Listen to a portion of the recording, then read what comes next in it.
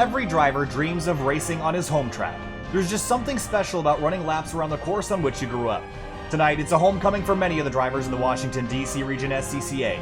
It's a trip to Virginia International Raceway, a 3.2-mile, 20-turn circuit that is fast, technical, and narrow. Just as before, TCR and MX-5 machinery will take on this behemoth for 2 races, 15 and 20 minutes apiece. IMSA Michelin Pilot Challenge competitor Tom O'Gorman headlines the Audi RS3 field, while DJ Alessandrini, Ken Hausiel, and Christopher Lapras lead the way in MX-5. Round 5 of the Washington, D.C. region SCCA iRacing League begins now. And VIR Finian is a spectacular racetrack, narrow, fast, and also known as America's Nurburgring. This place is special.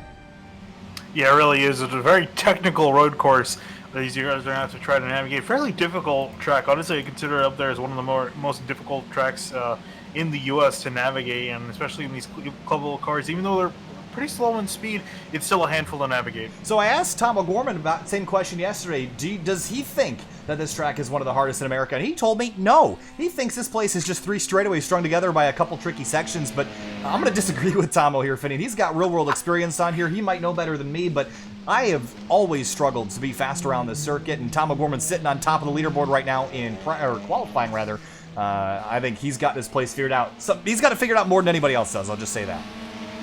I'm curious what he thinks the most difficult road course in the U.S. is if he doesn't consider this. Well, I believe he said that COTA was the one that stood out to him, as it's difficult to put a lap together, and I wouldn't disagree, but at least it's wider there. Yeah. So qualifying's underway, about 2 minutes left.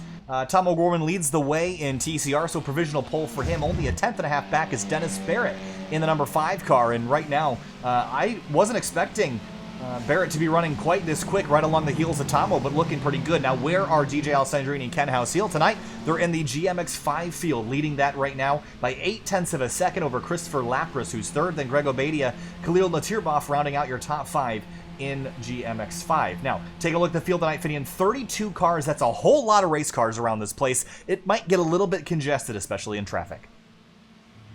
Yeah, that's going to be really where you need to, watch out, because going through the traffic, this place is very tight, very hard to pass. It's very hard to pass a car in your own class. So when you're trying to pass a much slower car, it could be very difficult, especially in the S's section. That section is going to be a nightmare.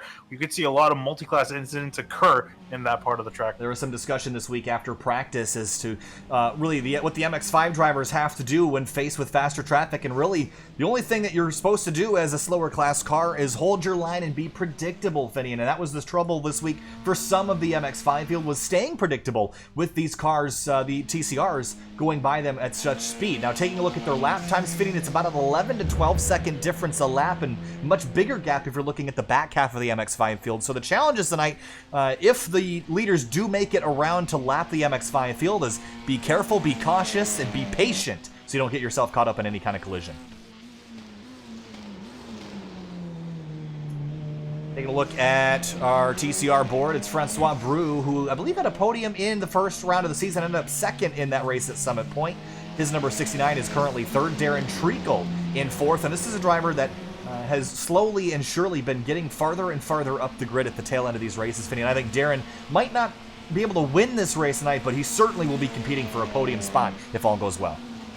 I mean, our top 6 are all pretty close together, though, within about 0.6 of a second to each other. And it's a little bit of the gap gets much bigger as you go further down the order. But that top 6, they're all pretty close together. I think that's going to be pretty much where we're going to see the winner, at least the overall winner, come from, is those 6. Then obviously fan favorite would be Tom O'Gorman in the 94.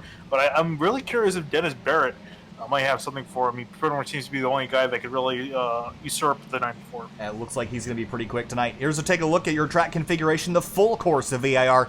About 3.2 miles, 20 turns around here, Finian. There's 3 long straightaways. You can see the sector lines kind of splitting them up the middle. And one of those straightaways is really kind of an S's section. It's uphill, but I really wouldn't consider those distinct corners. You're just kind of washing the car from left to right and jumping the curbs. What, in your opinion, is the hardest part of the track for you here, Finian?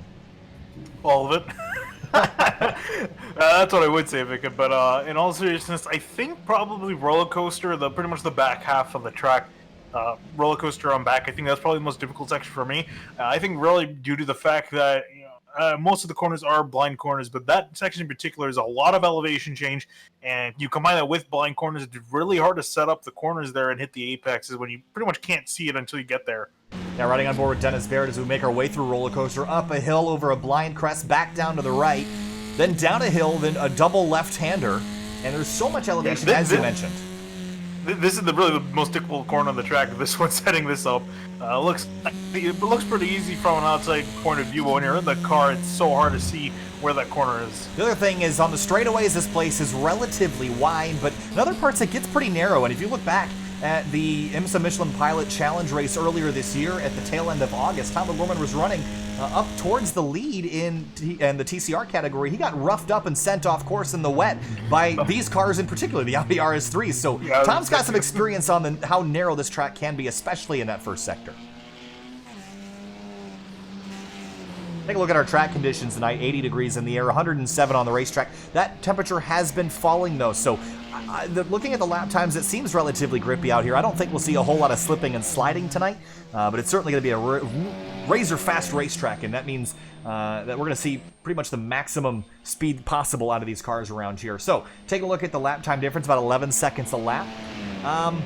Taking a look at 2 minutes a lap, we have 15 minutes, it's going to be about 7 laps. We're not going to get, at least the front end of the GMX-5 field will not get lapped. I think maybe the tail end might go a lap down to the TCRs, though, and once those leaders get there, it's going to be really interesting to watch, we'll just say that. Yeah, well, that being said, we have said in the past that they might not get lapped. It kind of depends on how big of a gap they leave. And we see them leave a pretty sizable gap in the past, almost 30 seconds by the time they take the green flag, so they could potentially be. It would be kind of, but like you said, it would be kind of a long stretch.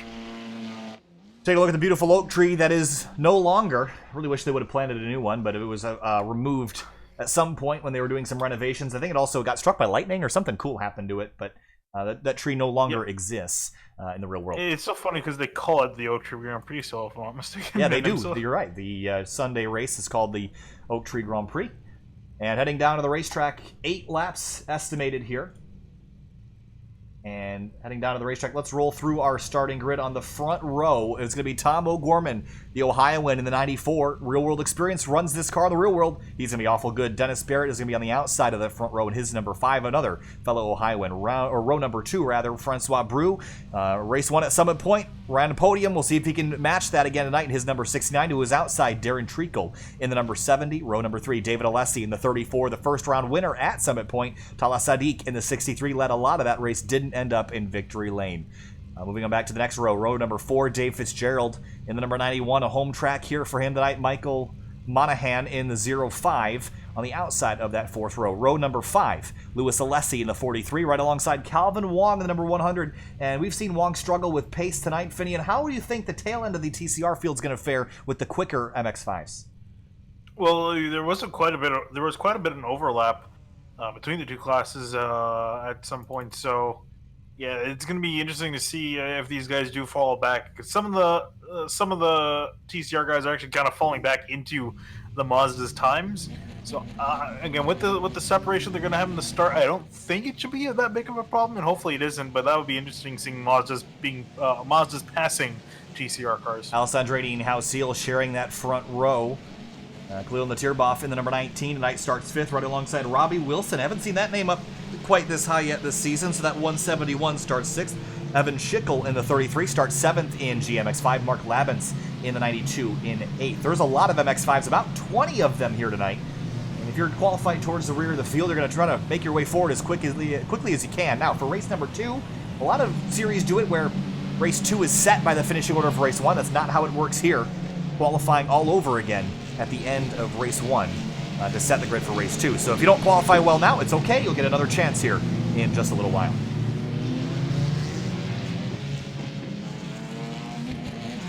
One more look at our track conditions before we go green. Track temp down to 106. It's fallen almost 15 to 20 degrees since the server opened up here earlier tonight. And so the grip will continue to come. 15 minutes is race number 1. Race 2 will be a 20-minute adventure around VIR. And working our way up through the S's. This is a single file area, Finian. Double file if you're real brave and maybe a little bit stupid. Yeah. Really, the only time I really think it should be anywhere considering going double file is on the last lap. Anything else besides that is a little bit too bold of a move. I mean, you can argue you could probably make it, especially more so in the Mazda, not so much in the TCR. But yeah, it is a really big risk that you probably don't want to take, as it can not only just take out you, but it can take out the guy you're trying to pass, and also some other competitors if you're not careful. So the MX-5's leaving a fairly sizable gap, and really this is just to prevent them from running into the back half of the TCR field should things go awry on the first lap. And one of the big discussions we always have with these cars, Fiend, is how long the TCRs take to get heat in their tires. It's going to take about 3 to 4 laps, and in that 3-4 lap window, we're going to see probably a few cars go off track.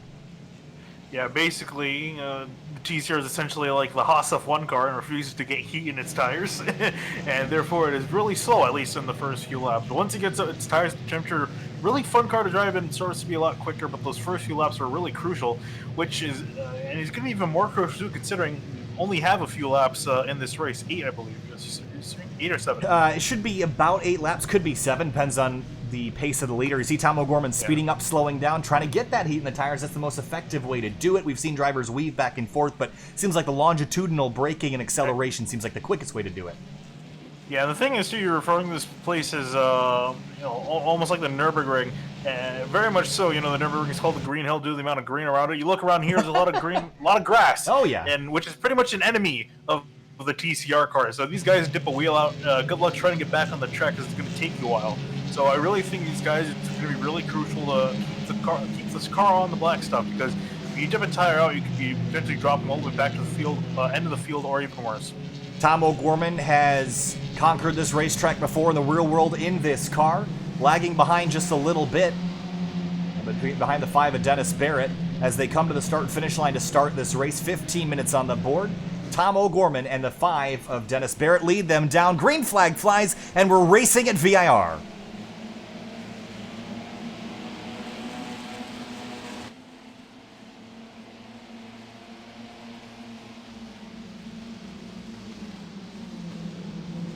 All clean and green into the first turn so far, fitting everyone behaving right now. Barrett a little bit off track. He's slipped way out wide. Talas Sadiq in the 63 is also off in the grass, but other than that, no contact. Meanwhile, the GMX-5 start getting a little bit frisky.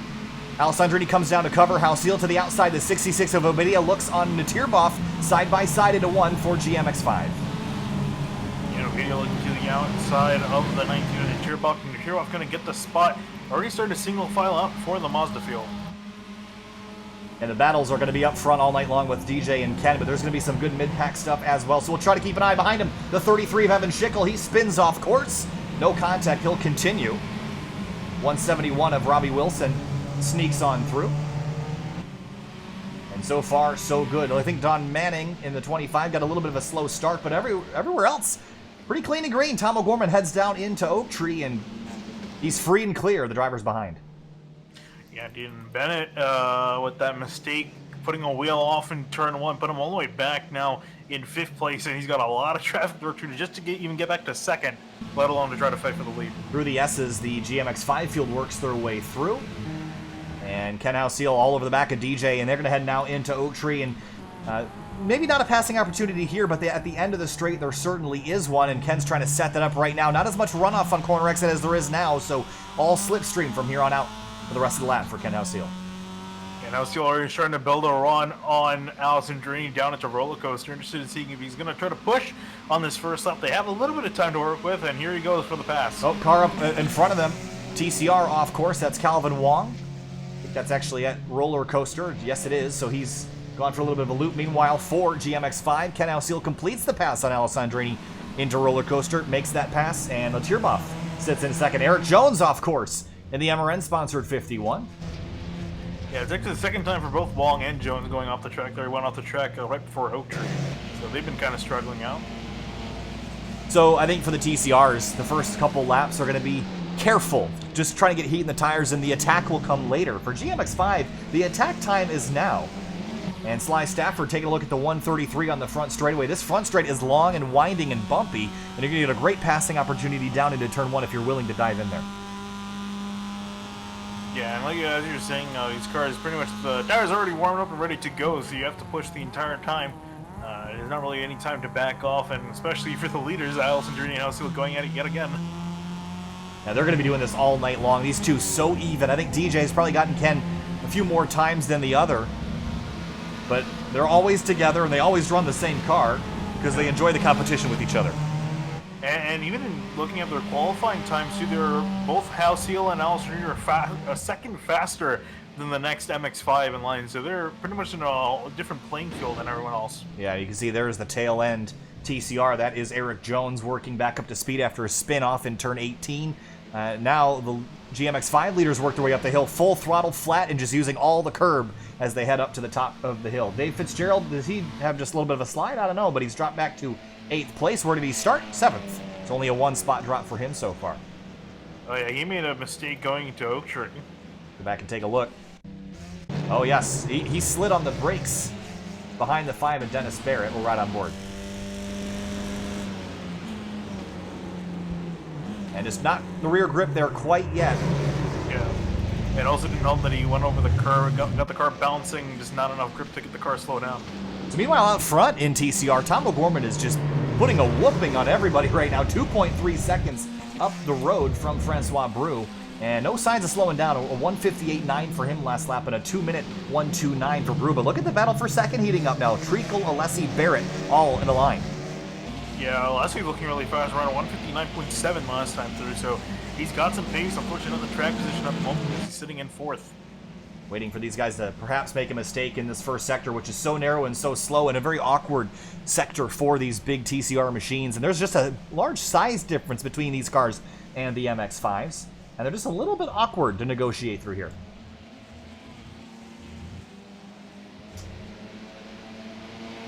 Up the S's again, 10 minutes to go. How short is this race, Finian? You get 8 laps and we're 3 down already.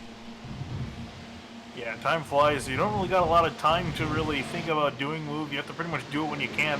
Obviously, the TCR has got to be a little bit more patient, just I think a little bit longer to really start pushing and get go full beans on what they've got. So do you think Dennis Barrett learned anything watching Dave Fitzgerald spin in his mirror? How much can you charge with cold rear tires? Well, we saw Fitzgerald kind of bite the dust there in Oak Tree, sliding those rears. So maybe Barrett learned something from that and can use that to attack the drivers in front of him.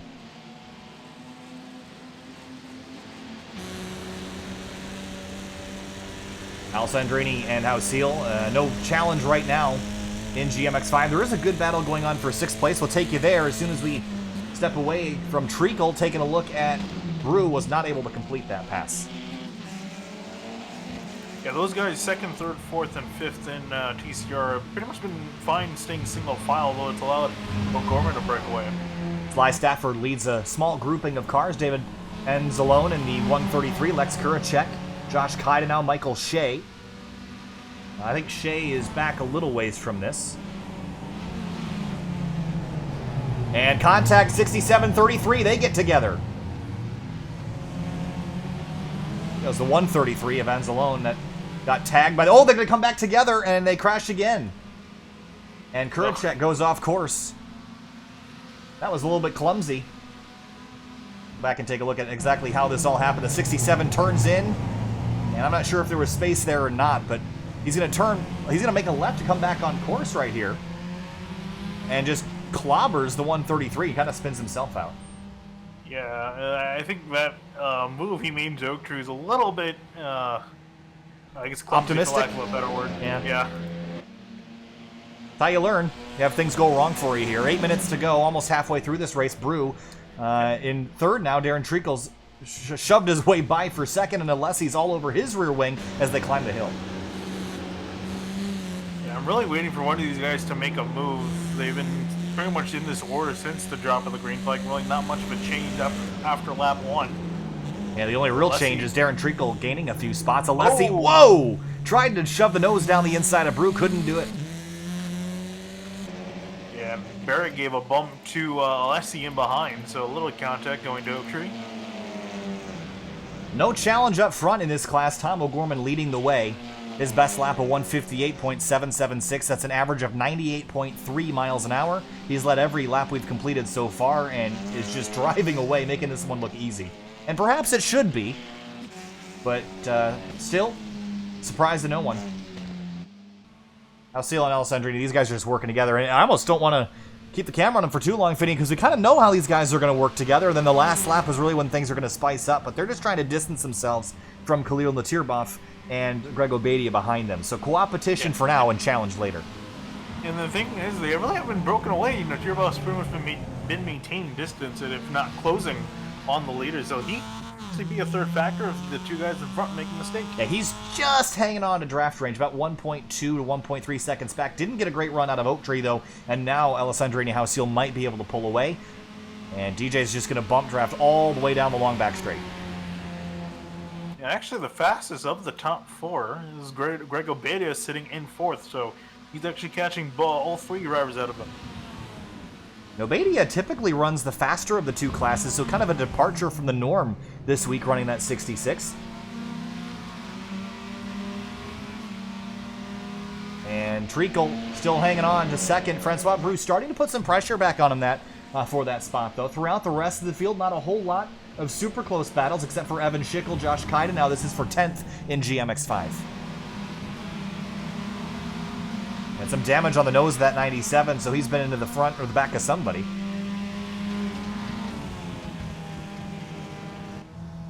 Setting up for that long straightaway. Oh, he hit Kershak with that whole... Oh, okay. He hit the 67, yeah. Gotcha. Thanks for that update. How about 7th place in TCR? Louis Alessi, Dave Fitzgerald trying to come back from his off a couple laps ago. Yeah, that cost him quite a bit, really... time-wise, because he's all the way back. He's in behind Louis Alessi. 5 minutes to go. And up front in TCR, no challenge for Tom O'Gorman, but for second, still being hotly contested, Treacle, Brew, Alessi, and Barrett. You throw a blanket over these guys battling for that second spot. This is a hard place trying to make a look for a pass as Alessi tries to have a look at Brew. Oh, Brew's going to be off here, Brew final corner. off. He's way off course, and it's just going to stick. And it's so hard to get this thing back on track. And he's going to lose a lot of time. But now Alessi's under attack from Barrett down the front straight. Into the braking zone. Who dares brake later? It'll be Barrett. Did he outbrake himself? A little bit, but no place for David Alessi to fight back.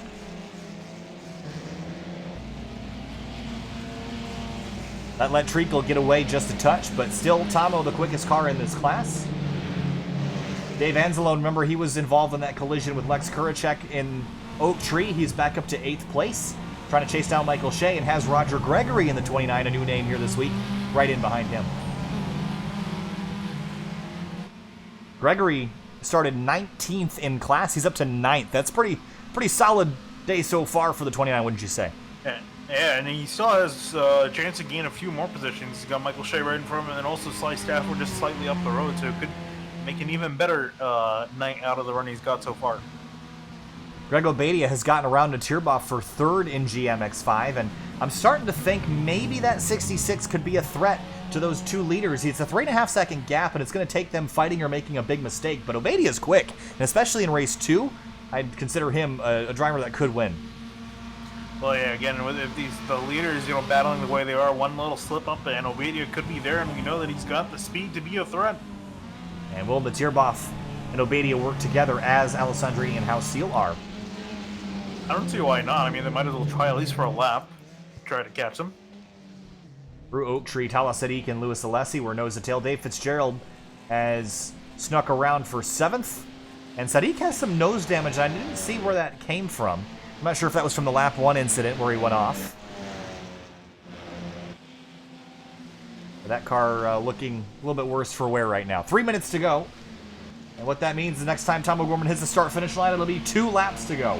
And maybe just starting to hit some lap traffic. He's already passed 4 MX-5s and has a few more up the road that he's about to catch. And now the battle for second in TCR reaches the same conclusion. Treacle, Barrett, Alessi, Brew. They're all catching, I believe that is David Atkinson in the 456, who started in 17th. He's up to 14th, but a lap down now to the overall leader. Yeah, they should be able to get on by him before they get to the S's. If not, oh boy, that's going to be really interesting. Yeah, they're not going to wait, I'll tell you that. And here comes Treacle up the inside, a bit of a late dive, but he had to do it. Oh! And David Alessi, very awkward moment. Did he get a slowdown there? That was a big cut. He might have. He's not accelerating quite as quickly as the drivers around him. But you have to get by. You can't sit behind another driver up through the S's like that. It's really going to kill your momentum. So you have to be aggressive getting by some of that lap traffic. And you see Brew do the same thing. He's going to dive up the inside here, the top of the hill. Pass complete. Yeah, they got held up by Kershak, so now let's kind of bunch them back up together again. So, unless he's able to continue his fight with Barrett and Treacle. Michael Shea, David Anzalone, Roger Gregory, and I think that's Evan Schickel at the back of this fight. This is a great spat for 7th place in class. Yeah, they actually got O'Gorman approaching them, so he's going to potentially catch them on the next lap. Make things interesting here. 1 minute and 15 seconds left. This will be the white flag lap, the final lap of the race. And where is Tom O'Gorman in all this? He's coming through the final corner right now. Going to jump on the curb. He has an 8.4 second lead and making this one look easy. Yeah, I'm not too surprised with that development. I think we both pretty much expected that he would run away with this. Maybe not by this much, but I think we knew that he was the dominant force. Dennis Barrett, he started second, dropped back early. Now he's back on the outside of Darren Treacle into turn 1, trying to outbrake him, but Treacle's way deep on the brakes. 3 wide, and they get tangled with an MX-5. That's David Stern in the 20, and Barrett's off. That was just too many cars in too small of a spot here. Here's a look. And they're going to basically split this car and just, not quite. The 5 and the 20 go spinning. Yeah, I think Barrett was trying to turn back left to try to set up the hairpin.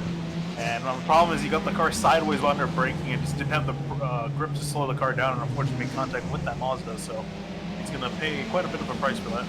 So where are the GMX-5 leaders? They're on the front straight, coming to the white flag for them. And they're on the back straight right now, side by side. They will have a full lap beyond this to contest this lead. And into roller coaster side by side, and how Seal has drivers right. Now DJ's got the advantage on drivers left. Oh man, they almost just doored each other through that section. That got really close, and it's still not done yet. Yeah, if any two drivers can run side by side, it's these two. How Seal's wide in the final corner, drag race down the front straight. Oh, there's some contact there. Leaning on each other. One more lap for these guys. This is going to be an epic fight. You can already see it now. I'm hoping, I think, and I imagine that Obedia is hoping that these guys don't have an epic fight and get together, which is honestly looking like a possibility. How Seal on the outside. It's going to be tricky to beat DJ through a double right-hander. He can't do it. He tucks back in line. Where's Tom O'Gorman? Final corner. Checkered flag waves for the IMSA Michelin Pilot Challenge competitor Tom O'Gorman. Easy victory at VIR in race number 1 tonight. For second place, Darren Treacle comes on through. David Alessi, drag race to the line. Who's going to get there first? I think it'll be Treacle. And Alessi just charges up. Margin of victory for second place was 96 thousandths of a second. Some more drivers coming on through, but now the focus heads back to GMX-5. Alessandrini Hauseal knows the tail as they head up through the S's. Finian, where do you want to make this pass if you're Ken Hauseal? Not through the S's. I think definitely the best passing opportunity for him is down the back straightaway and into roller coaster. I think it's going to be the best chance for him to set up a pass. On the brakes, left-hand kink, then down the hill towards Oak Tree. And this is going to be a crucial corner for Hauseal to set up properly and get that run down the straightaway. Nice run for the 23. He's going to pull the drivers right. He's there, side by side, for the finals long straightaway here. And he's going to have a great run now. Does DJ back off and try to build another run here? I don't think he has the time. He's going to have to stay on the drivers left and hope that he can stay through here through roller coaster. Yeah, and it was amazing how Still didn't even need the draft to set that up. Just purely got off the run through the corner. And here he comes down into the braking zone. Alessandrini starting to come back just a little bit deep on the brakes. Oh, door to door. They bang doors into roller coaster. DJ Alessandrini around the outside. Can he hold that line? Not quite. Wheels on the grass, over the curbs. Still side by side. Yeah, and Alessandrini completely missed the apex there, one way wide. Hauseal trying to clear. Hauseal's got it, but DJ around the outside. He's going to be on the edge of the curb. Drag race to the finish. DJ's got the run. Here they come. Who's got it first? Oh boy, whoa. Banging doors. DJ Alessandrini knows ahead, and he's going to pick up the checkered flag in race 1 at VIR. That was a fantastic race at the end between both of them. For that, in behind them in third place is going to be Greg Obadia, and then right in behind, clearing their Tierboff, rounding out our top 4. A couple more drivers making their way on through. Robbie Wilson, a top 5 in his purple number 171. Sly Stafford in 6th, the last driver on the lead lap in GMX-5. That was a spectacular battle between DJ and Ken there at the end. They always put on a good show. But here's a look at your race results. Now, Tom O'Gorman put a clinic on here, Finney, and that's why he's earning the big bucks driving these things. He's got it figured out. Obadia and Tierboff, top 5s for them, as for Robbie Wilson. So race number 2, Finney, in 20 minutes. Does that extra 5 minutes change how this race looks? Because I don't really think that it's going to do a whole lot at this track in particular, other than maybe put the TCRs into the GMX-5 lead at the end. Yeah, I was going to say that's really could be a potential big factor, because considering that O'Gorman got fairly close, all things considered, to the MX-5 leaders, obviously didn't have enough time. But he might have enough time, considering the MX-5 leaders, looking at their gap to the leader at the finish line, it was about 1 minute 50 seconds. So add 2 laps to that, that's an extra 20 seconds. So that's 2 minutes 10. That means that he should be there by the end. So the TCR leaders could be a factor in the next race. So race number 2 will be 20 minutes long. It's going to start in just a few minutes, but we're going to take a break for about 10. So it's 8:57 on the East Coast right now. I'll be back here by about 9:05, 9:06 p.m. Eastern Standard Time. We'll be getting ready for race number 2 tonight, the Washington, D.C. Region SCCA iRacing League from VIR. We'll be right back.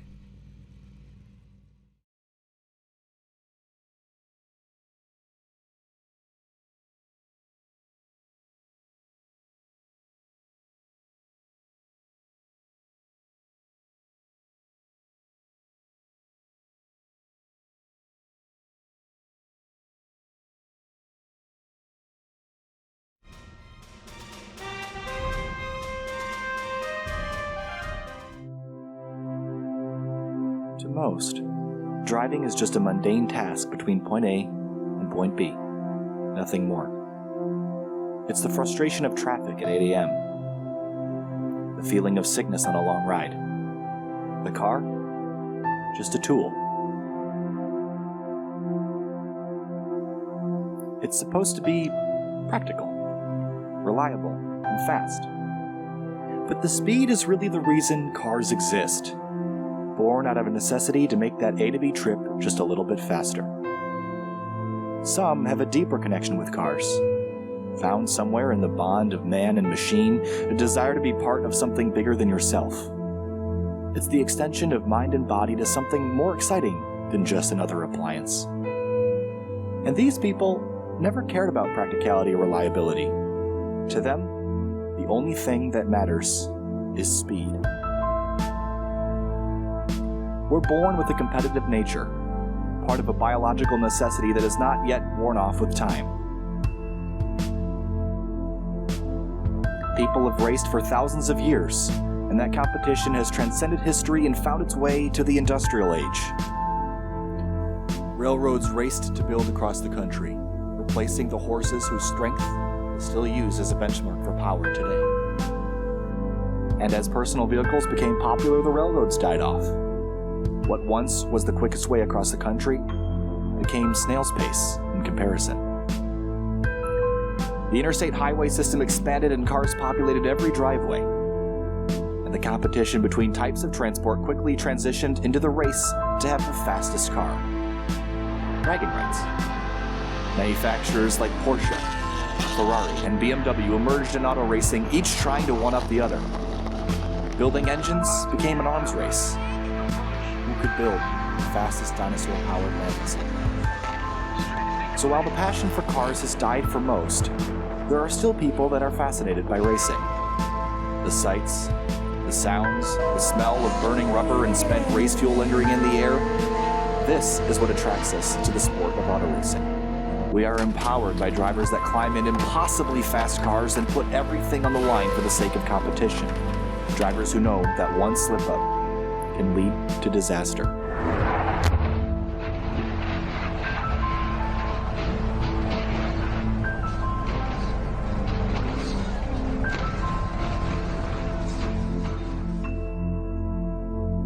and for the longest time, wishing to be a race car driver was just a childhood dream. All we could ever be was a spectator. Opportunities? Limited and expensive. Reserved only for the who's who of the racing world.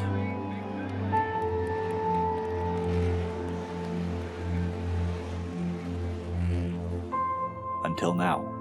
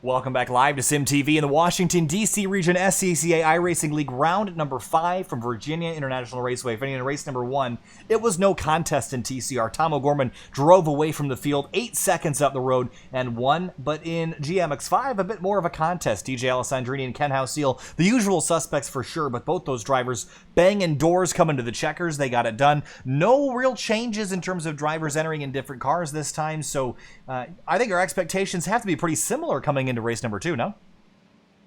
Yeah, I imagine it's pretty much going to end up more or less kind of the same way we saw in race number 1. Just really expecting Tom O'Gorman to run away with this.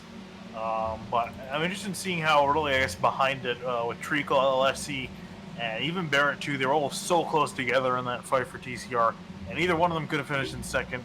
And who knows if O'Gorman runs to makes a mistake, or if once he gets into traffic, especially the MX-5 leaders, you could see some trouble that occurs, and that could potentially take him out. So, taking a look at qualifying right now, there are some drivers that have not laid down a time, and one of them is Tom O'Gorman. He has not gotten a clean lap in. He's only got 4 minutes left to get out there and start one. So, do you think he starts at the tail of the field here and tries to drive through, or do you think he goes out there and gets that qualifying lap in? I mean, considering he's running for the championship and he also won by 10 seconds, I don't see why he wouldn't start in the back, just for, I guess, quote-unquote fun for him. Because I imagine a guy of his caliber would be kind of boring, just winning both races by a really high amount of really big gap. So we'll see what he does. I would probably think from the looks of it, considering he hasn't put on a qualifying lap at all in the first 60 minutes, I imagine he's probably not going to put one at all. So that'll be interesting to see him work from the back to the front. A couple drivers we didn't talk about in race 1. Travis Skeel in the number 17. That's a name I don't recognize, and he's working his way out on track right now. Currently 11th in class. I don't think he's gotten a full lap time in, so here he comes across the line. Will it be an improvement this time in qualifying with 3.5 minutes left to go?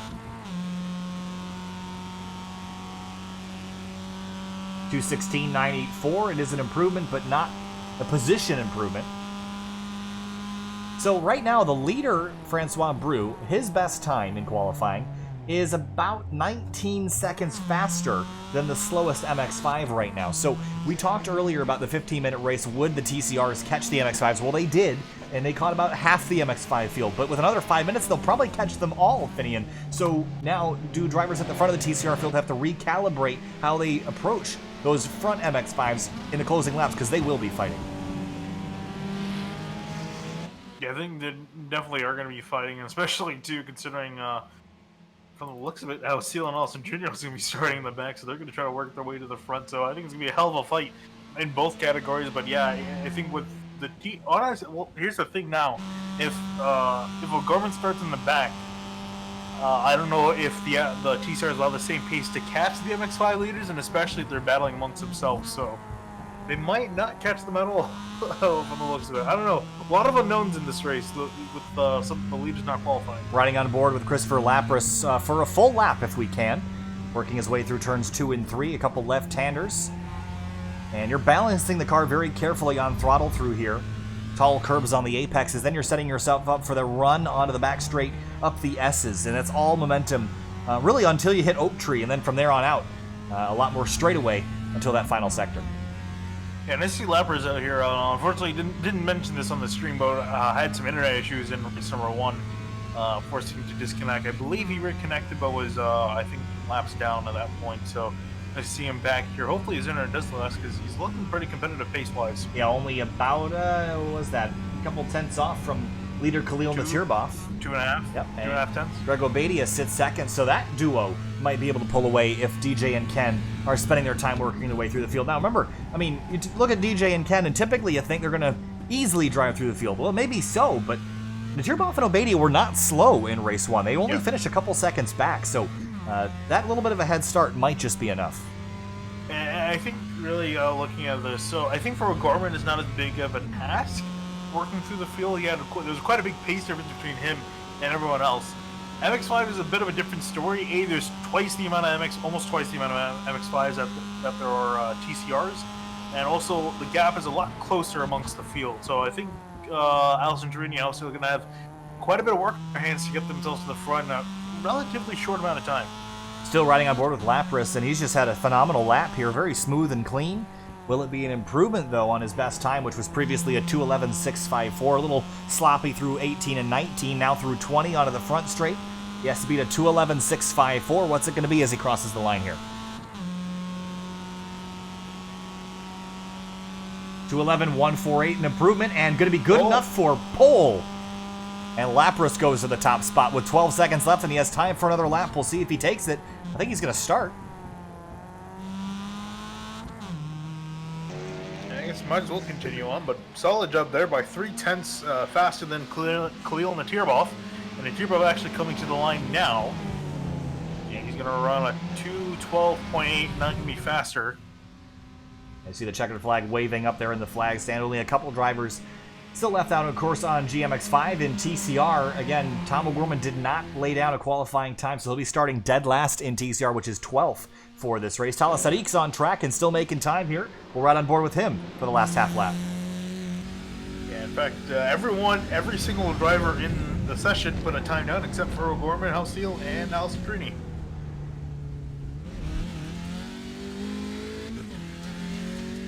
I mean, it's almost like child's play to these guys at this point. They're so good at working their way through the field, staying clean, and then just dominating once they get there. I mean, it's almost easy for them.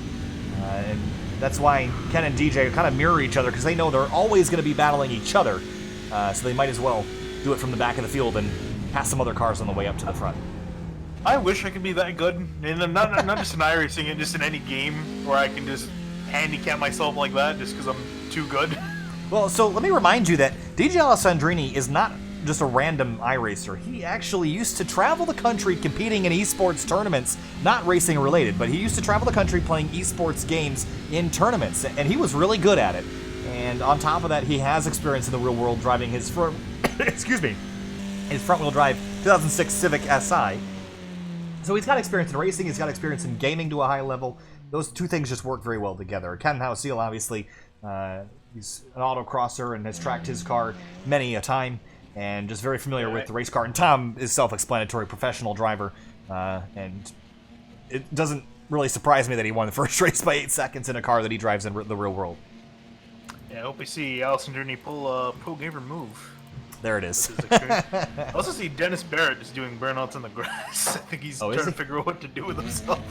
Hey, knocked the front of that car off pretty well. I saw it from the blimp static. I see a car going in circles in the grass.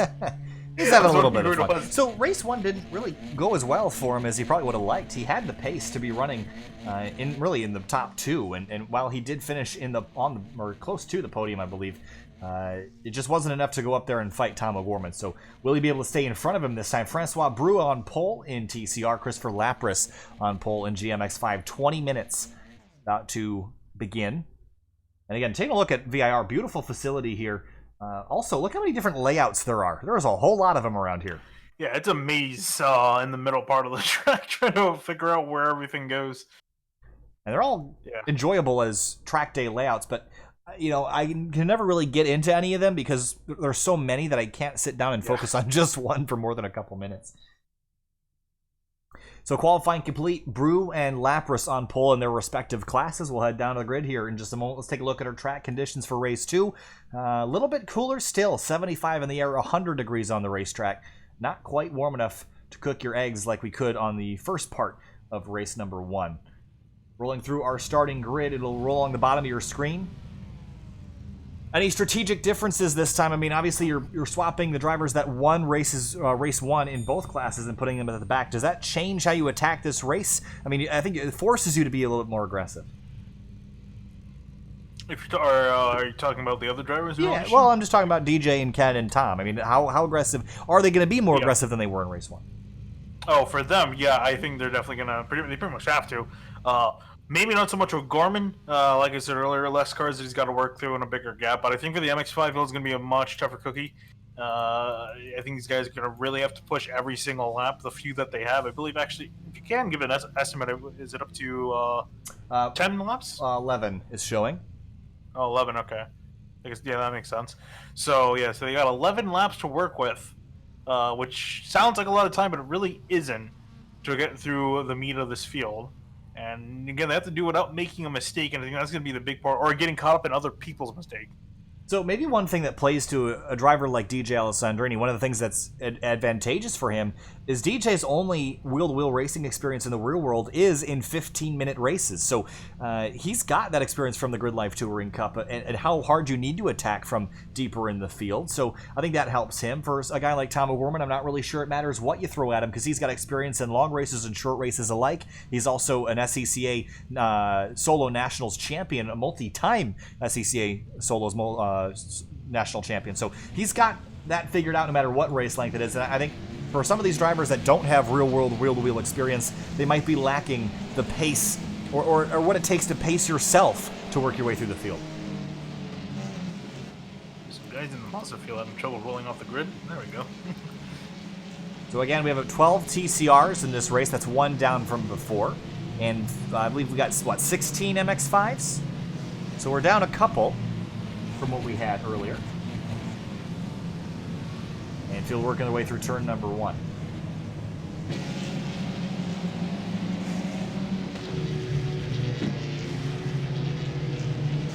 That pace car is super loud, by the way. Oh yeah, I'm not too surprised. Actually, you know, yeah, it's because it just pegs though. It's like limiter. If you're able to look out, I guess from the nose of Francois Brou, it literally is just flames out the back of it the entire time. Thankfully, I can't see that because it probably would look ridiculous. Yeah, no, yeah, a bit. Yeah, who do you got your money on for the TCR besides O'Gorman? I got my money on Francois Brou. I mean, he ran podium at Summit Point, finished second there. I think he's got the pace. I think the key thing that he's got over everyone else is he's got the pull. So he's got time. He's got a clear racetrack in front of him that no one else has. Maybe David Alessi, who actually did win at Summit Point. But I like that the first 2 corners are double rights, and Brou is going to be on driver's right. So I think that's going to play out for the 69 car. Now, for David Alessi, I think all he's got to do is get behind Brou, and if he can just stay with them while the tires warm up, he could be the race winner tonight. Yeah, I think I'm going to look, if you're going to pick, I guess, really those 2 drivers, I'm going to take a look at Darren Treacle in the 70, look really competitive in race number 1. I think he's got what it takes to win this if O'Gorman doesn't get to the front. I think once O'Gorman gets to the front, it's going to be game over. What about MX-5? Do you think DJ and Ken work their way through the field? Or are you going to pick a guy like Obadia? Honestly, from what I saw in race number 1, even if they work through the field, I think I wouldn't be too surprised to see them finish in the top 4 again. But I think that top 4 really looking at Nurburgring and Obadia, and even Lapras too, since he's here this time, but a significantly faster lap than Nurburgring and Obadia. I think we could see one of those 3 win it over Alessandrini and Alciol. Watching from onboard Tom O'Gorman's car, there's 6 rows of Audi RS3 TCRs in front of him, and 11 that he's got to get by. Up in front, it's and he's came to a dead stop there to get those tires heated up. Might as well use the racetrack if you have it. And Francois Brou in the 69 is going to lead us down to green here momentarily for 11 laps of racing at Virginia International Raceway. Earlier this year in the season opener at Summit Point, almost had pace to win that race. Got beat by the man starting next to him tonight, that orange and yellow Kamoa-sponsored car. That is David Alessi coming to the green flag.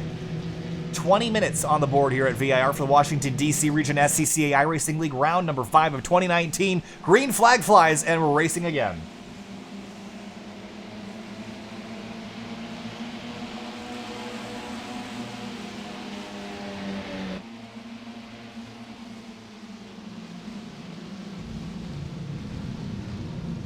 Tom O'Gorman, a bit of a shove on the outside to Dave Fitzgerald, a bit of a...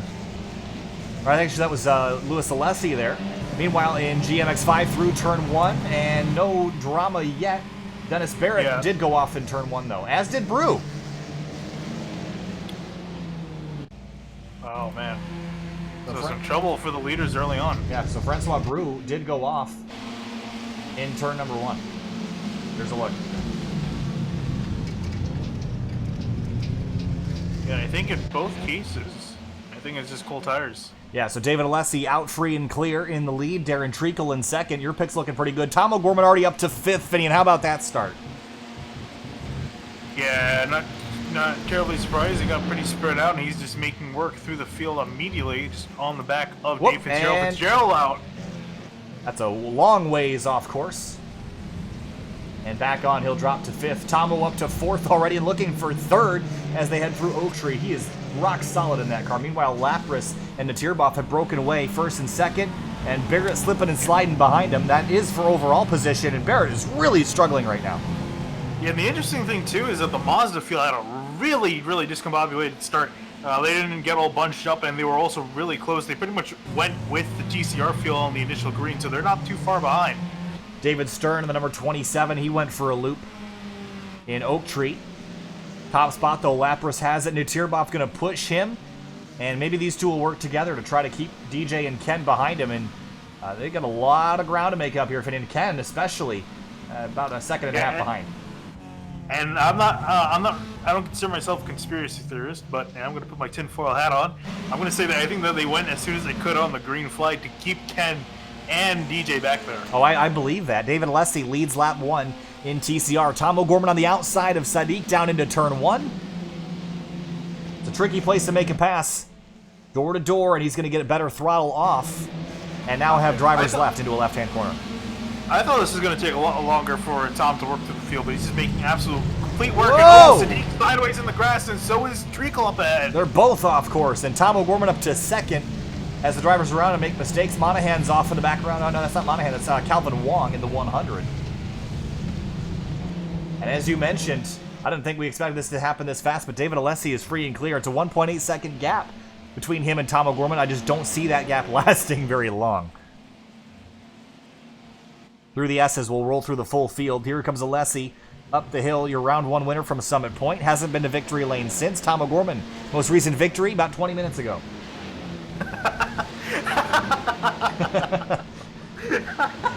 He's pretty good. I never heard it referred to that. Last victory 20. I'm glad you thought that was funny. So, with all this chaos that's happened towards the back half of the TCR field, that's put Dennis Barrett right in the middle of the GMX-5 top 5. So he's got some work to do, and these are all cars that are fighting amongst each other. It's going to make his job a lot harder to get that track position back. Where's DJ Alessandrini? Behind Lex Kuracek. He's still in 9th in class. He's got, about 5 or 6 seconds to make. Oh, and he's in the grass, too. Tomo's cut the lead down, jumping up the road a little bit farther. Lapras to let Barrett on by. Clear that out of the way. Dave Anzalone and Mark Lavins have gone off course and reset back to the box. At the start-finish line, 15 minutes to go, and it's like Tomo started 2nd in race 1. 15 minutes, that means 8 laps to go. And Tomo's only 1 second back from David Alessi. Yeah, he didn't even really need to do that much work. Just a lot of mistakes from quite a few drivers in the TCR field that allowed him to get up so many spots at the start of this race. And just as before, there's a bit of a conglomeration of race cars, 4th, 5th, 6th, and 7th. And 7th place car is Francois Brewer, your pole sitter for tonight in race number 2. And you just struggled on the initial start, slid off course down into 1, and has been trying to recover ever since. Into turn 1, GMX-5 lead, Lapras to Tirboff Obadia. And here comes Kaidnow up the inside. Josh Kaidnow has been real hit or miss this season, but he does have plenty of pace. Yeah, he's sticking up here with the leaders, which is really big. And we've always seen that, you know, if you want to win the race, you got to stick up with that lead. Jeff makes a dive to the inside of Obadia and spins Obadia out. And they're going to get together on the exit of the corner, and Obadia goes around, some significant damage to that nose. And pulled off for the time being. And drama through turn 3. Here's a look. And Kaidnow sends it up the inside and just couldn't make that stick. Very aggressive move. And wasn't able to complete that pass. Tom O'Gorman has gone to the lead, and David Alessi is back to 3rd. I think there was some drama here amongst the leaders. And yes, Alessi went off wide into Oak Tree here. Well, that didn't last long. No, it didn't. Tom O'Gorman leading now in his lead already 4 seconds. I think they should, in the server, they should black flag Tom. I mean, he's gonna have a bigger Big lead at the end of this bastard. one than he did in the first race. Oh, carnage in front of him! Alessi's gone around again. From bad to worse for the 34. He was leading half a lap ago. Oh, yeah. And Sadiq's also off course. Yeah, he both involved were involved with each other. Sadiq just kind of took out the 34 under braking after a mistake. Sure did. Drove in there and just basically took him out. It obviously wasn't intentional, just a miscalculation on the braking on Sadiq's part. Yeah, that's what I was saying. That's one of that last section of track, one of the most difficult parts of this racetrack in its entirety. Lapras continues to lead in GMX5, and DJ Alessandrini is up to 6th in class, but still, I would say too far to make up. Yeah, no, he is really far behind, to the point where I think Lapras and Nichirba might have it between themselves. Taking a look at DJ Alessandrini, and again, he's going to be lit up on this map here. Get an idea of how far they are separated.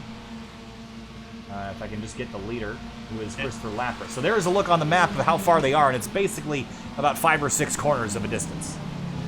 Yeah, and time-wise, it's 7 seconds, which might not seem like a lot, but I mean, there isn't a lot of pace disparity in this car, especially when you're really good. If anything, it's 10ths at a time per lap, so there's not really much other way you can make up that time. So I think, like I said, unless Lapras and Nichirba get together and make some sort of humongous mistake, I think it's going to be between those two. Stuck behind Shane Daggett in the 28. That's a TCR machine that's running slower than the MX-5s right now, and it's got DJ and Ken kind of stuck back together here as they climb the S's. That's a frustrating phenomenon to be following a bigger car through the tight sections, and the MX-5s are faster than the TCRs in slow speed corners.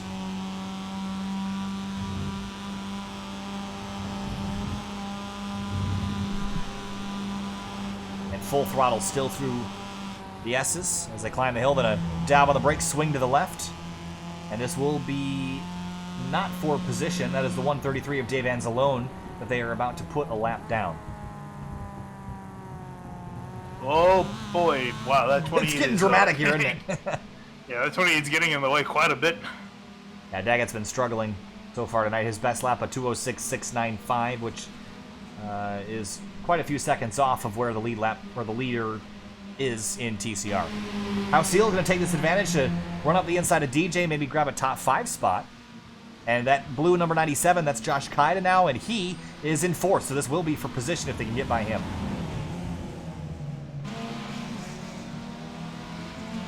Kaida now slipping and sliding right in front of these guys. Oh man, that could have been deadly. He almost took out Ken Hausil if he went back the other way. Oh, he's still sideways. And he's going to run off here. DJ's going to drive right around the inside and move Hausil and Alessandrini up to 4th. Dave Fitzgerald sits in a podium spot right now. He's got Michael Monahan right behind him in that 0-5. And it'd be a good fight for a podium spot.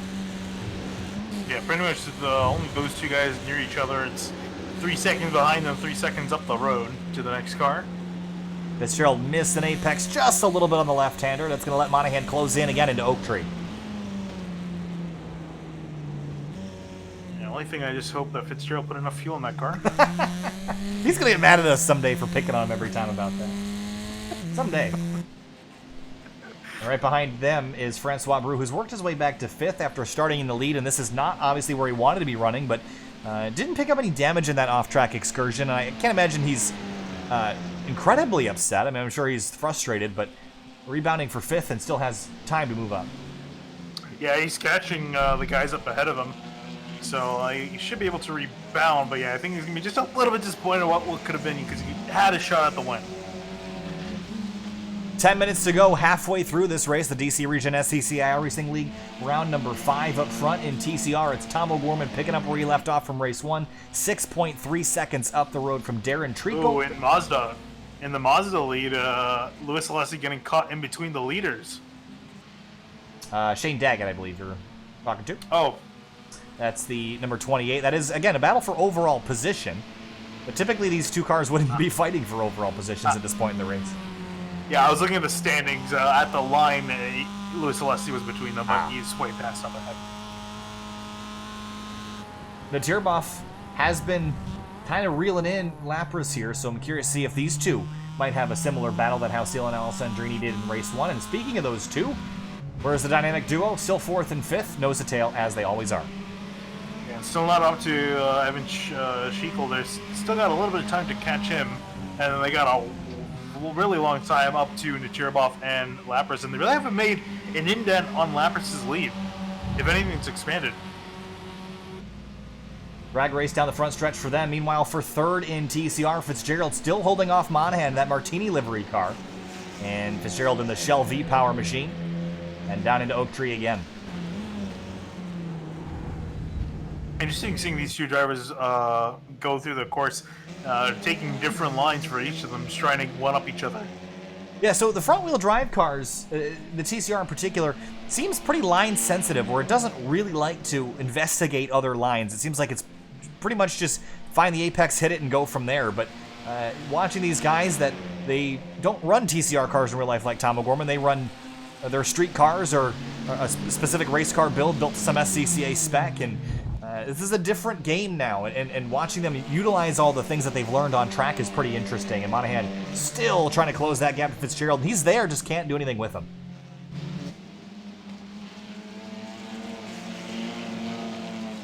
Remember that there is season-end prizes to the champions in this series, and remember, if you're interested in the Washington, D.C. region SCCA or the SCCA in general, get out of their website, get yourself signed up for next summer, and get yourself on the racetrack. I promise you, you will not regret that. After getting on track, it's pretty contagious, and you end up probably spending a little bit of money, but hey, I would disagree with the idea that money can't buy happiness, because it can sure buy something that will make you happy. Can't buy happiness directly, but you just need a middleman, and that middleman is a race car. So that's the quote of the day. Dave Anzalone, he's spun off again, heading towards Oak Tree. And he's had a collision with the 67, and these two got together in race 1, so this is a bit of naughty here. But again, I'd put this on the 67. That is being driven by Lex Kuracek. I think he turns in on the 133 here. You have an opinion on that one, Fenian?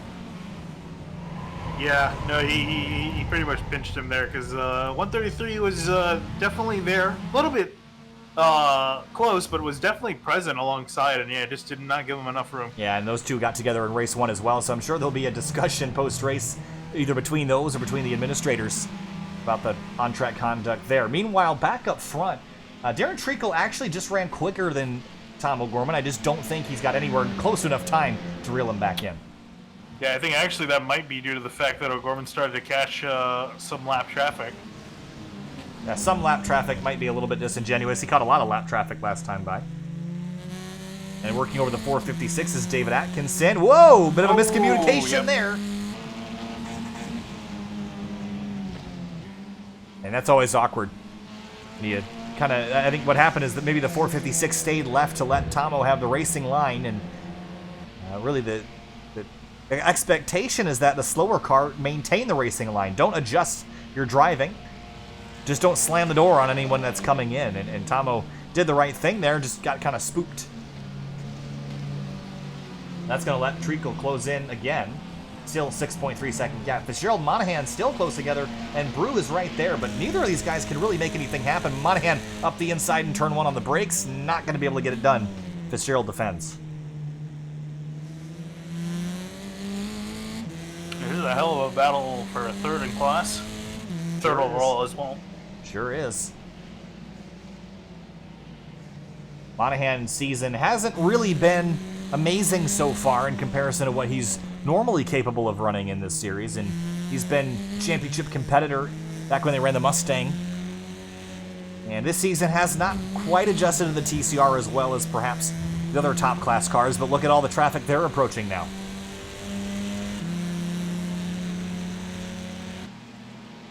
David Atkinson, that's also the 18 of Perry Idlebaum.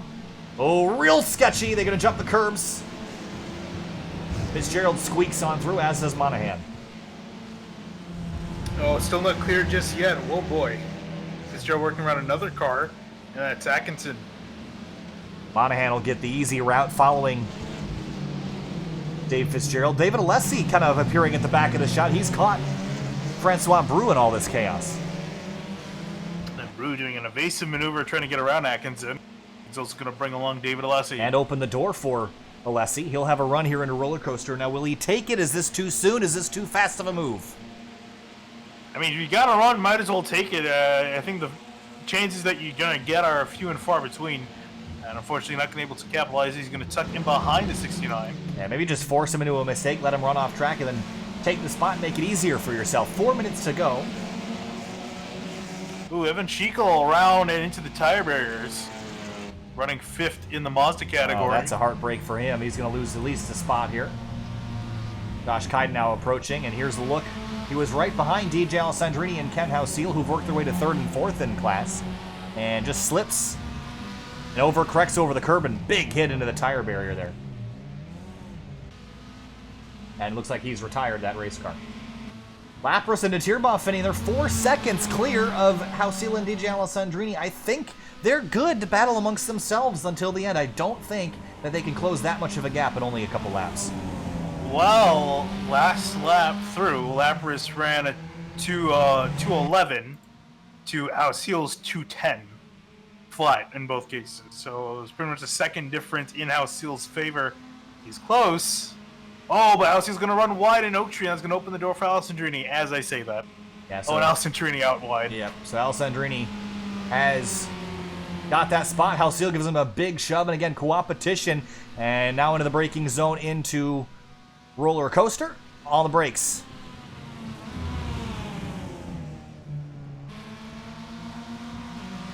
Are they close enough to get up to those leaders? Tom O'Gorman still leads by 7.3 seconds.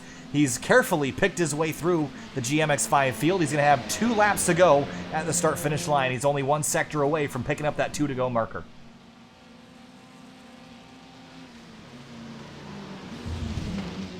Natirbov nose to tail with Lapras that time by 2:11.4 for Lapras, a 2:11.1 for Natirbov, a 2:10.1, so another second quicker for Alessandrini, but it's still 3.6 seconds. They only have 3 to go, and by the time Tomo might actually get around to them in another lap or 2, so they might only have 2 to go as well.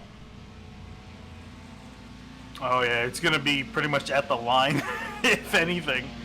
O'Gorman ran a 2:01. Oh, this is actually white flag lap here, Finian. 10-lap race instead. White flag flies for Tom O'Gorman.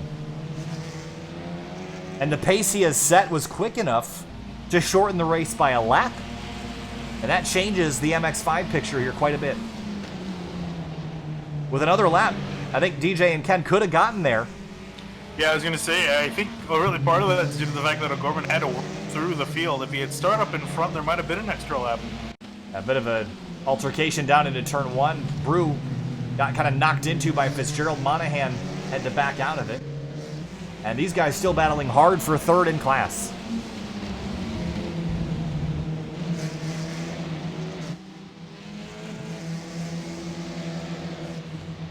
Through the S's for one final time. This trio second, or actually make that 3rd, 4th, and 5th. Fitzgerald, Brew, Monahan. O'Gorman working his way into Oak Tree now. Half a lap to go for Tom Odo to sweep the races. He's off. He's back on. And back off again. I think you're behind about 10 seconds there, Vinian. Am I? I think so. No, he went off a second time on exit. Oh, okay. Alessandrini right ahead of Hausil. This is a battle for 3rd, not for the victory. Lapras and Natirbov will get another lap. White flag for the MX-5 leaders. And Natirbov has lost a little bit of ground, 0.7 of a second. He's got 3.2 miles to get creative. Meanwhile, for Tom O'Gorman, he entered the first race, won the pole, led every single lap, and won that race. In race number 2, started at the back, picked his way through traffic, spinning cars, and he's going to do it 2 for 2 tonight for Tom O'Gorman. He gets it done at VIR. Pulls to a stop. Darren Treacle, a solid 2nd place finish in this category. For 3rd place, though, Fitzgerald and Bruce side by side coming to the finish line. Who's got it? I think it's going to be Fitzgerald, and he does. Brew had a look at him out of the final corner, almost made a move, but didn't have enough of a run, so Brew's going to have to settle for 4th place. Michael Monaghan will finish in 5th, rounding at your top 5 in TCR. Lapras has pulled away from Nurburgring. I'm not sure if Nurburgring got any damage or if he just lost the draft, but Lapras in control of this race. He started first in class. He's still first in class. Half a lap to go for these drivers. Yeah, he's got a bit of a buffer, too. He doesn't even have to push this lap. He's got such a big gap back to Alessandrini. Nurburgring, though, might have to worry if he wants to hold on to second place. Yeah, this duo of Alessandrini and Hausiel are coming hard. Now, could they make it back to the 26th of Cleveland Nurburgring? They started at the tail of the field on purpose for a little bit of fun. Into Oak Tree. Hausiel trying to get by DJ. DJ trying to get by Nurburgring. And Nurburgring trying to get back up to Lapras. And Alessandrini set up Oak Tree perfectly this time through. Don't know if he's close enough to get a toe off in Nurburgring. Long back straightaway, cresting the hill. Who comes over the top first? Will it be that yellow car? Yes. Lapras leads the way. Then it's Nurburgring, then Alessandrini and Hausiel. Hausiel up the inside into roller coaster. Got the spot. DJ gonna try to force it back on the middle of the corner.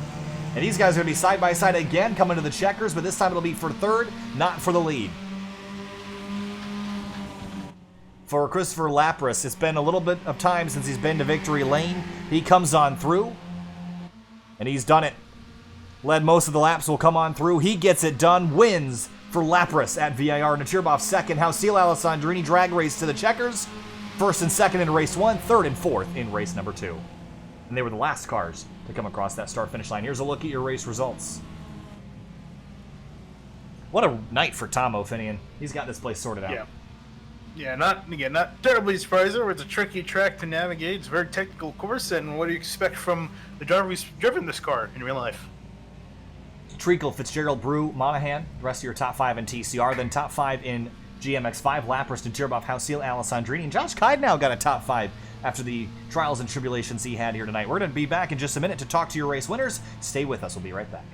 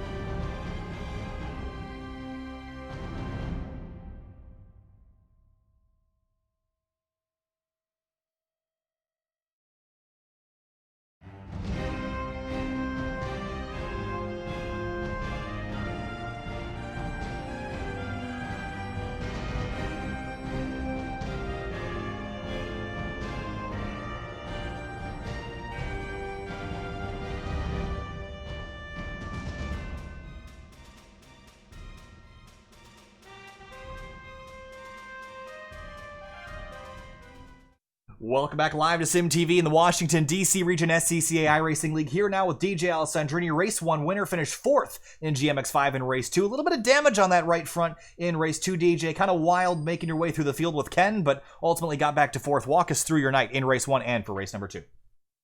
Tonight was a lot of fun. It's always a pleasure to race against Ken. We always have such a great battle, and the racing's so clean. And yeah, in race two, I'm not entirely sure. I'm watching the incident right now. I'm not entirely sure what that car was doing, but I kind of was following another car through, so it was probably kind of difficult to know if I was there or not. But uh, Ken and I thought it'd be fun if we started from the back in race two, and man, we almost had it. I think we needed another 2 laps, and we would have been fighting for the win from Chris, but Chris was just a little too fast and ran away. So congrats to Chris. His pace was pretty good. When you're coming back to the checkers in race one, you were door to door with Ken House-Seal. I know you guys always hang out in Discord together, you're always chatting, but when it comes down to it, how competitive do you guys get on the last lap of a race? Uh, you could tell both of us want it because the laughing and giggling stops, and all you can hear is us mouth breathing into mics. So it gets pretty serious on the last lap, just because we both want to win, but we both don't want to win so much where we'll you know uh, damage the other guy or just just be a big meanie. So still have good sportsmanship.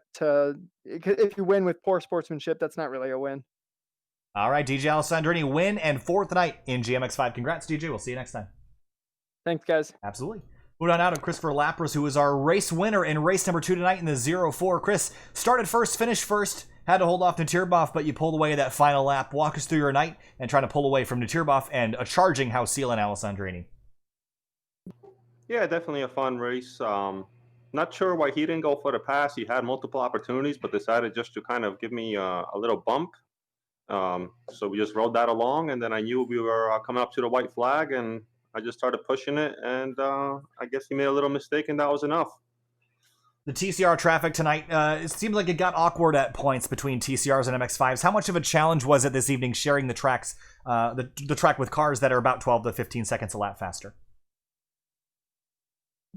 Everybody was very polite, very well driven. I didn't have any issues. They made the passes in the power zones, and they didn't really slow us down at all. All right, Christopher Lapras gets it done in GMX5 tonight. Chris, congratulations. We'll talk to you next time. Thank you, guys. Happy Thanksgiving. Happy Thanksgiving to you as well, Chris. Have a good night. Moving on now to our third place finisher in TCR, Dave Fitzgerald. A podium for the 91 tonight. Dave wasn't without some hard work holding off Francois Brou, Michael Monahan, and David Alessi. Walk us through your night trying to hold off that trio behind you. Yeah, boys, that was the whole point of my game tonight. It was just to bet myself as wide as possible. I know Mike was probably faster. I know Francois was, but as long as Mike was busy with Francois, I was fine. But Mike had a couple of pokes, but I was able to hold him off. And then we come against traffic, and then I was just able to maintain that very small gap. I was lucky to get good exits out of Oak Tree for a change, and compared to the first race where I looped it twice out of the 8 laps that we did. But anyway, it was a good time. It does seem like the TCRs in particular like to go off in a straight line when you get off course. Does that make you have to drive this track any differently than any other car just because they're so sensitive to getting in that grass and just going straight? Absolutely. Even as soon as you hit the grass, you're just going straight regardless of which way the wheels pointed. I made a serious effort in the second race to make sure that I stayed on the track because I knew you were just going to lose position and just spend most of your time spinning the wheels trying to get back onto the track. Dave Fitzgerald gets it done a little bit better in race number 2 than race 1. 6th to 3rd and a podium for Dave Fitzgerald. Dave, thanks for talking to us. Congrats. We'll talk to you next time. Thanks, guys. Talk to you next week. Absolutely. And now, last but certainly not least, Tom O'Gorman. Tom, I asked you last night if you thought VIR was a challenging racetrack, and you said, it's just a couple straightaways, and tonight you made it look like that 8-second plus lead in both races this evening. You made it look easy, even starting from the back in race 2. How challenging is it to pass cars here at VIR? It really comes down to waiting for mistakes, and I was pretty happy with my pace in both races, especially race 1. So I felt pretty confident in not qualifying for race 2. But VIR is one of those tracks that really it lures you into making mistakes, but you don't make speed in the places that you would make mistakes. The speed comes in getting out of the 3 main corners onto the long straightaways. So Once I kind of figured out how to wrap my head around the TCR car getting out of those couple corners, at least with this field, I felt really good about the performance tonight. Couple awkward multi-class interactions with those global MX-5 cars. Did you learn anything, or was there some teachable moments there getting through some of that lap traffic? Honestly, from my real world experience, I'm used to being the slower car of those interactions. So I do my best if I don't have to make a moment of the interaction. I just kind of wait for my chance to go by on the straightaway as a faster car. So everything tonight was really easy and just being patient and getting by them on the straightaways. But it's always a little bit intimidating to come up on the slower car and questioning whether or not they know where you're going to go. For Tom O'Gorman tonight, it didn't look like qualifying mattered. Pole or starting dead last gets it done in both races tonight. Tom, congratulations. Thanks for talking, and we'll see you next time. Thank you, sir. Couple weeks. Absolutely. Alrighty. Fitting that's going to do it for the interviews tonight. How about both races tonight? Extremely entertaining at really the mid-pack. The front seemed like Tom O'Gorman had everybody covered when it came down to the TCR field. Yeah, for lack of a better word, or another way of rephrasing what you said is that Tom made that race boring for the front. But the battle for second place in TCR has been interesting in both races, and also MX-5. Typical MX-5 being really close for the most part, even for the front too, between Allison Drini and House Seal in race 1, and then in race number 2 between Cherboff and Lapras. All right, that's going to do it for us tonight. Where are we going next on the schedule here, Fanny? I don't even know what's coming up next. I believe it's a GT3 round next. It might be. We just did the G3's last round and back to TCR. I don't know. It's just the I can look it up. Schedule let's on this computer. Let's look it up real quick in the last minute here. Find out where we're going next. I think you're right about it being another GT3 round. So, looks like our next event for this series is going to be Laguna Seca. So it is not the next GT3 round. It'll be 7 days from now, Laguna Seca. And then the week after that is the 11th of December. That will be Silverstone, the old Silverstone. That will be our GT3 Porsche Cup race. And then we'll finish out the season on the 18th at Road Atlanta. That's going to do it for us tonight. Thank you so much for watching. My name's Kyle Heyer alongside Vinny DeCuna. We'll see you on Sunday night. And about 7:15-ish for an elite street stock race at Myrtle. We're Five Flags, right? Is that where we are? Yep, Five Flags. All right, that'll do it. Derby. Have a good night, everybody. We'll see you later.